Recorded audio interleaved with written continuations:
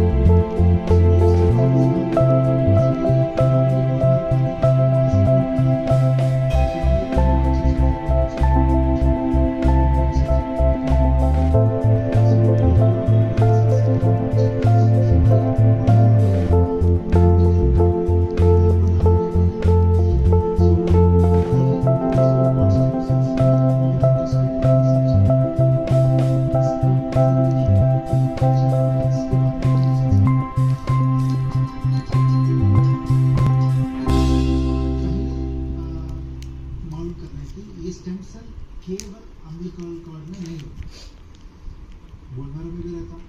सो हमको चाहे तो कभी भी हम एक आदमी से स्टेम सेल्स को कलेक्ट कर सकते हैं।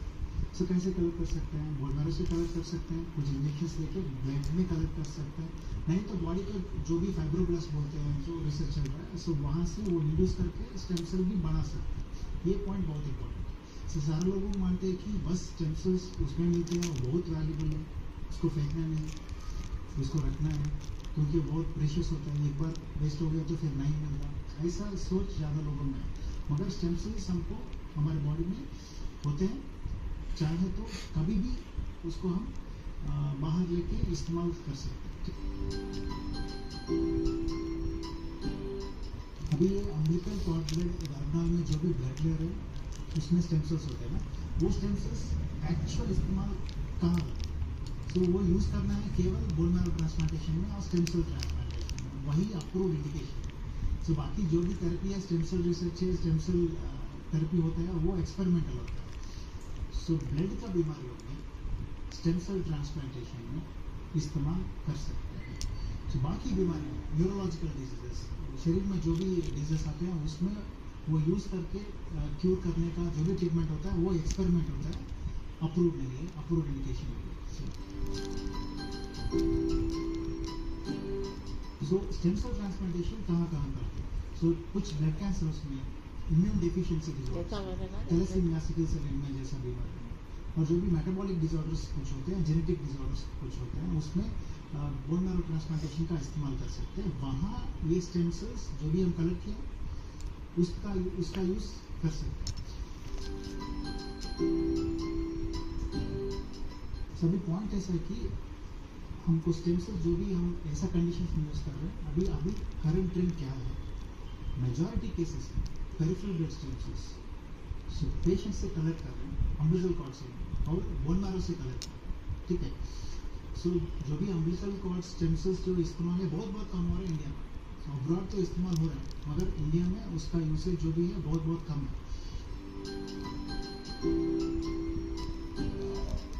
डिलीवरी के टाइम क्या होता है, नॉर्मली अम्बिलिकल गर्भनाल जो भी होते हैं इसको कट करके निकाल के फेंक देते हैं, यही नॉर्मल प्रोसेस है।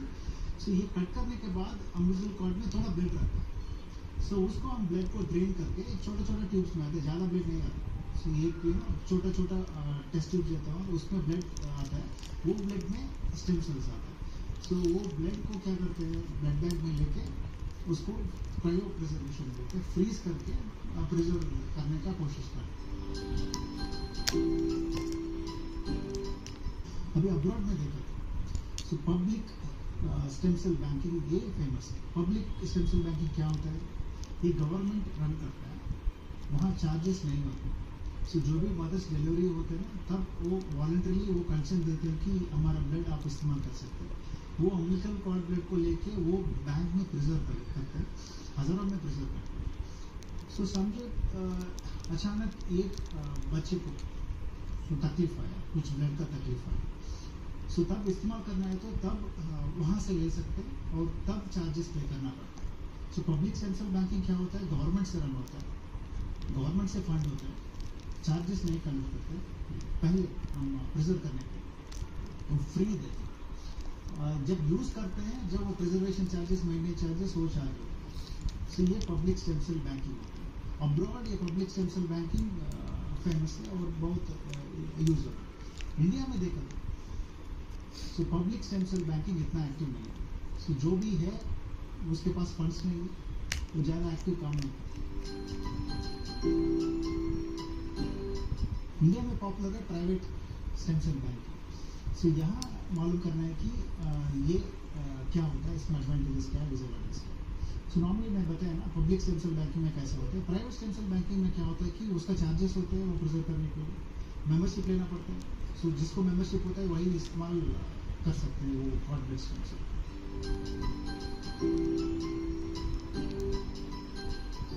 इसमें फैक्ट ज़्यादा लोगों को पता नहीं कि जो भी बच्चे को आप प्रिजर्व कर रहे हैं फ्यूचर में बचाने का, सो वो बच्चे को ये स्टेम सेल्स यूज़ नहीं कर सकते, इस्तेमाल नहीं कर सकते।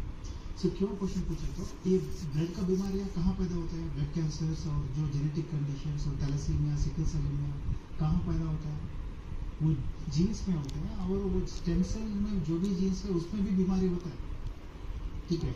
इसीलिए जो भी बच्चे को आप प्रिजर्व कर रहे हैं उसको वो सेल से बचा नहीं सकते फ्यूचर में, उसको इस्तेमाल नहीं होता है, क्योंकि ये मालूम है, ज़्यादा लोगों को मालूम नहीं है। सो अभी आप पूछ सकते हैं कि डॉक्टर फिर क्यों हम प्रिजर्व कर रहे हैं, इसका यूज़ क्या है।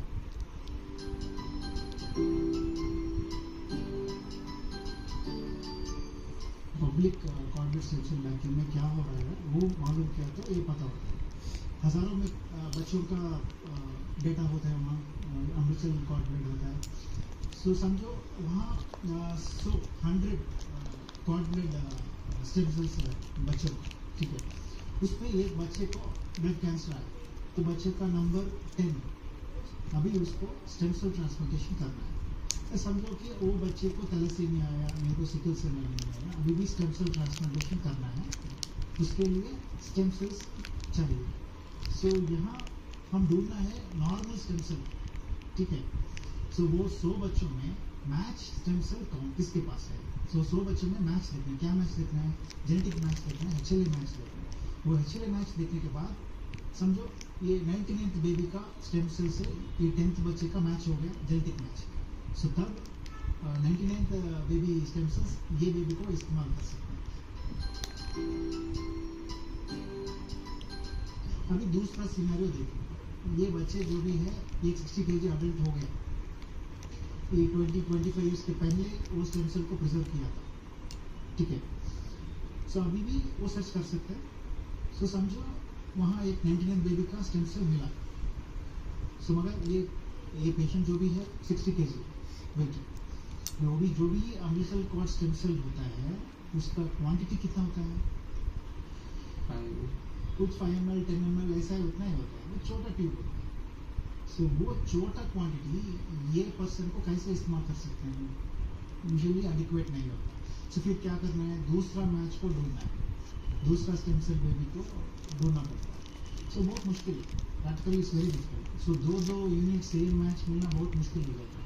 सो प्रैक्टिकली इसका इस्तेमाल जो भी है बहुत रेयर हो जाता है ये सीन है, ठीक है। सो समझो बच्चे को अभी 1 साल ब्लड टेस्ट आएगा, हमको 90 दिन बेबी का मैच मिलेगा, सो तब हम इस्तेमाल कर सकते हैं। मगर वो स्टेम सेल्स वही ऑप्शन है, हमको दूसरा ऑप्शन भी होता है। हम फैमिली कोई सिबलिंग है तो उससे हम स्टेम सेल्स कभी भी कलेक्ट कर सकते हैं। समझो सिबलिंग नहीं है ये बच्चे को, सो केवल अम्बिलिकल कॉर्ड स्टेम सेल एक ऑप्शन होता है। या दूसरा ऑप्शन भी होता है कि मैच्ड अनरिलेटेड डोनर्स होता है। सो बाहर सोसाइटीज़ में हमको HLA डेटा होता है, वो रखते हैं। तो कुछ वॉलंटरी स्टेम सेल डोनर्स होते हैं, तो वहाँ हम ट्राई करके मैच को पकड़ सकते हैं और वहाँ से डोनर ले सकते हैं।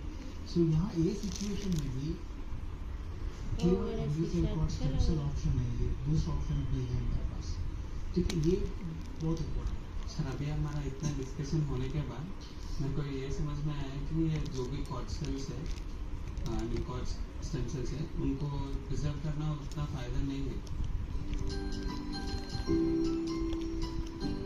ये एक अप्रूव्ड इंडिकेशन है जहाँ stem cells umbilical cord cell preserve कर सकते हैं।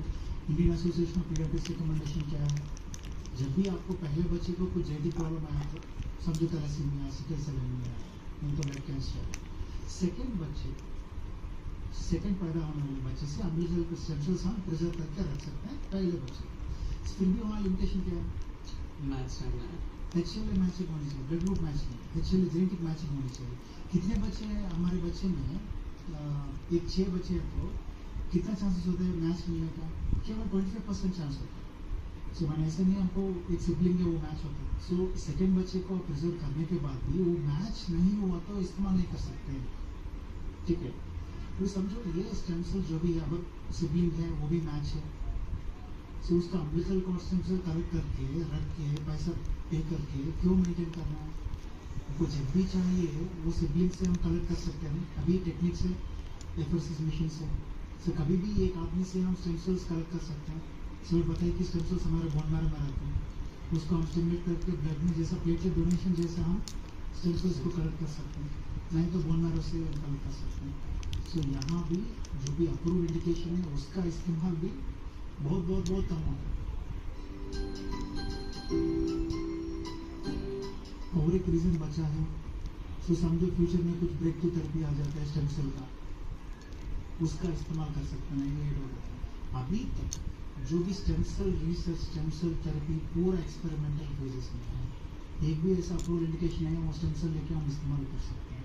स्टेम सेल ऐसा नहीं है बस अम्बिलिकल कॉर्ड में मिलता है, कभी भी किसी टाइम से भी हम एक आदमी से स्टेम सेल को कलेक्ट कर सकते हैं, नहीं तो इंड्यूस करके नॉर्मल सेल को स्टेम सेल बना सकते हैं, ठीक है। सो ये मालूम होना चाहिए। सो ज़्यादा लोगों इमोशनली फील होते हैं, वो लोगों पे ना एक गिफ्ट बनाते हैं प्राइवेट मार्केटिंग कंपनीज, जैसा आपको बच्चे को इंश्योरेंस नहीं देगा, ऐसा फीलिंग से ही ज़्यादा लोग प्रिजर्व करते हैं विदाउट प्रॉपर इंफॉर्मेशन, ठीक है। ये पूरा इंफॉर्मेशन मिलने के बाद कम्युनिटी बैंकिंग में रख सकते हैं, मगर ये मालूम होनी चाहिए उसका इस्तेमाल बहुत रेयर होते हैं। ऐसा नॉर्मली होता है कि आप कभी भी नहीं इस्तेमाल करेंगे, ठीक है। सो अब तक इतना इन्फॉर्मेशन हमारे पास है।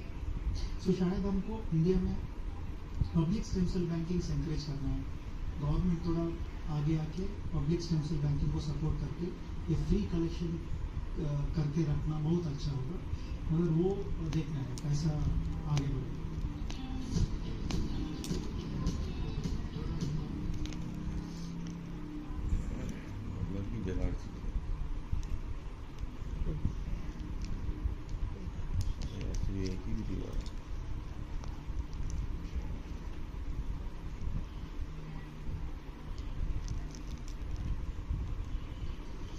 Increasingly, parents in India are opting to